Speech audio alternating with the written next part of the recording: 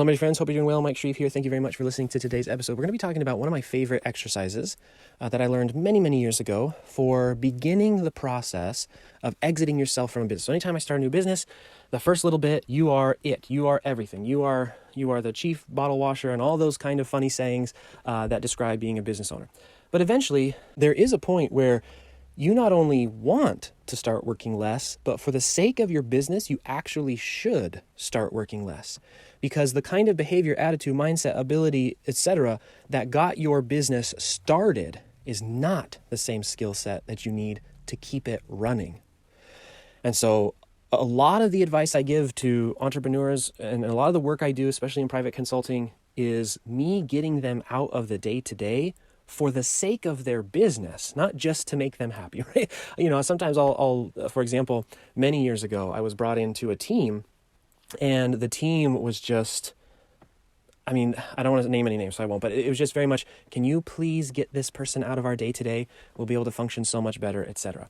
And even in my own companies now, I can tell that I'll jump into processes or I'll jump into systems and I regret it almost every single time because the team, the systems, the process that has been built is so much better at what it is trying to do than my skill set can provide to whatever it is I'm trying to do. Does that make sense?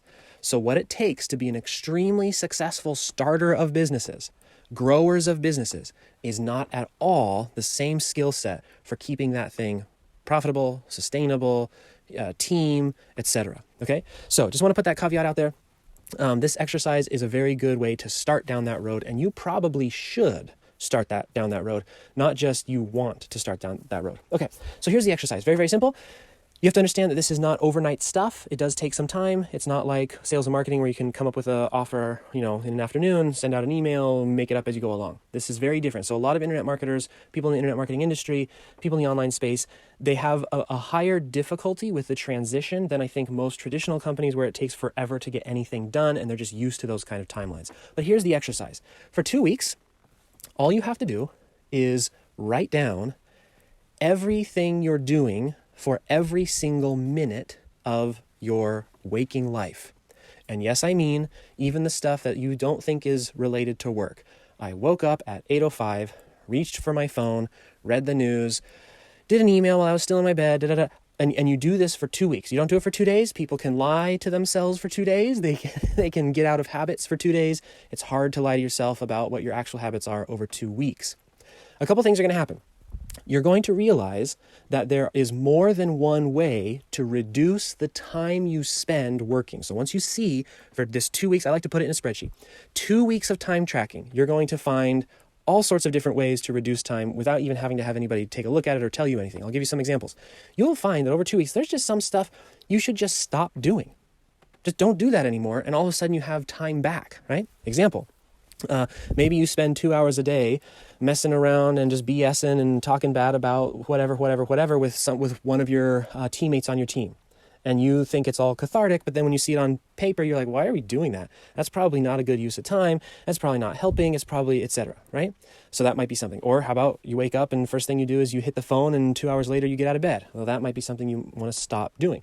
So you're going to find there's a lot of stuff that you can just not do anymore, and now you have the time. But you weren't aware you were even doing it, or you didn't have that objective view of it because you've never sat down to actually analyze what it is that you're supposed to be doing. The second thing that's going to happen is you're going to realize that some stuff you do probably doesn't need to take that long and or doesn't need to be done that frequently. I'll give you a very simple example. I have a lot of clients who go through this exercise, and one of the first things they realize is, oh, I checked my email 29 times today. Now, on paper, how long does it take to check an email? Well, sometimes it takes 2 minutes and sometimes it takes 2 hours, right? Sometimes you check your email, now you're on this rabbit hole and now you're going over here and you're doing all this stuff. So that little 2 minute, quote unquote, I'm just checking my email, turns into this 2 hour thing, right? Well, one way you can give yourself a ton of time back is not trying to turn yourself into a machine that checks an email and then never does anything about it, but just to say, okay, I can check my email twice a day. And I'm not going to pretend that I can check my email for just 5 minutes. I'm going to stop pretending. I saw the past 2 weeks of my life. I'm lying to myself if I think I can check my email for 5 minutes. What I'm going to do instead is for 2 times a day, I'm going to give myself an hour to check the email. Right? So I got 2 hours. And then what you're going to find is that most of the time, because you have those very tight and realistic time constraints, because you're reducing the number of times you're allowing yourself to be interrupted or the number of times you're devoted to checking a thing, that the overall time invested in that particular activity all of a sudden reduces quite significantly, right? So that's one example. Another example, checking your phone, checking your money, checking your phone, checking Basecamp if you use it, all these sorts of checking type things that can add up to a lot of time. But there also might just be some stuff that you think is adding value because you do it so often, but then after an analysis of 2 weeks and then really diving deep into the data, you realize it's not contributing anything at all. And you can either get better at that thing or not. I'll give you an example. Sometimes I go into a team and they tell me something like, oh yeah, we have a 45-minute meeting every single day, and here's what we talk about, and da-da-da-da-da-da. And then after 2 weeks, you look at them. I'm not saying a daily meeting isn't effective. This is an example. They have a 45-minute meeting every single day. After 2 weeks, we take a look at how much of their time was devoted to that particular meeting, and then we ask, okay, well, what was the result of that daily meeting? What did it actually bring that couldn't be brought in a 5-minute meeting or a 10-minute meeting, or et cetera, right? Or for example, I sometimes have clients who do things for their clients that their clients don't even want, right? So for example, I have coaching clients, meaning clients who are coaches, and they think that their clients want to call twice a week. And I think to myself, they probably don't. It's very difficult to be super effective on a call 2 times a week, right? It probably means you're not assigning your coaching students enough work in between the calls to make any progress. You know, I like 2 calls a month personally. I want to give my people 2 weeks worth of heavy duty, solid work to make progress before we check in again, et cetera, and et cetera.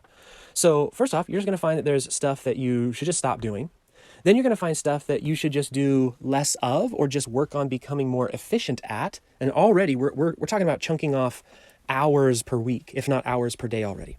Then after that, we start looking at, okay, well, what can be delegated?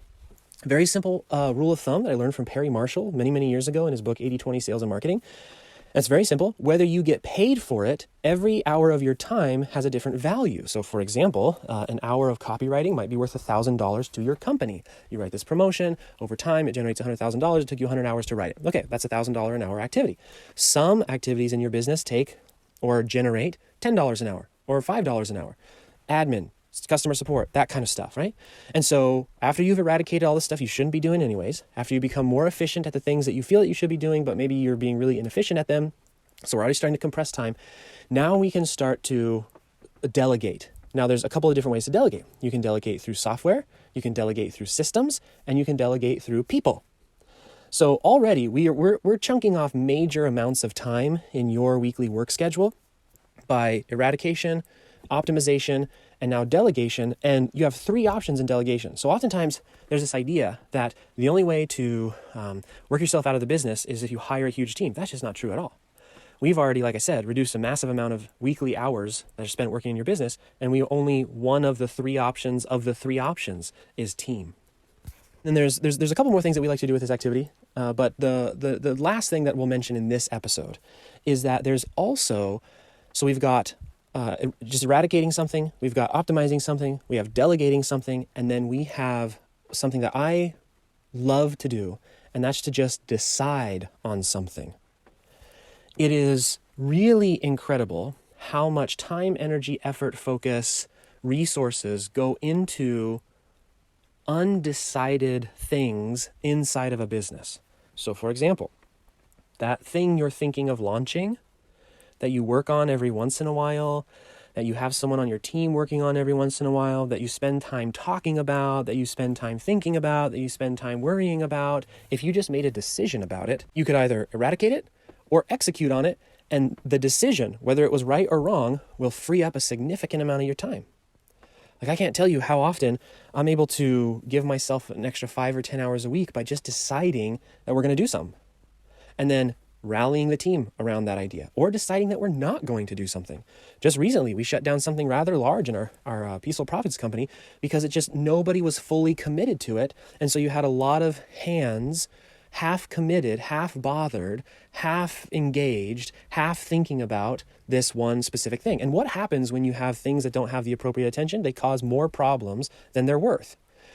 You know, things have to be managed, things have to be looked after, things have to be cared for, things have to be held accountable, things have to be monitored, measured, and improved, all these types of things. And so when you have undecided whether it's campaigns or assets or offers or ideas or whatever it is, they tend to be a lot more draining for time, energy, effort, resource than most people realize until we take a look at their 2-week time tracking sheet. And we start going line by line asking, what's this? Why does this keep showing up?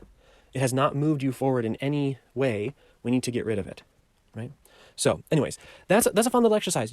I like to have my leadership team do this exercise once every 90 days if possible. There's a lot of elements to it that we didn't talk about in today's episode, like during that time, you can also identify what are the things that are actually moving you forward. So you can do time replacement. So the new time you have found, you can actually focus more efforts on the things that will free you up even more later on down the road. There's things that you can do which include taking a look at your time and predicting what your next 90 days will look like based off of the time that you have allotted, asking yourself if this time is actually the stuff that makes you happy, and et cetera, et cetera. So there's a lot more that's involved with this particular exercise, but what we've talked about today so far, I think, is a good start.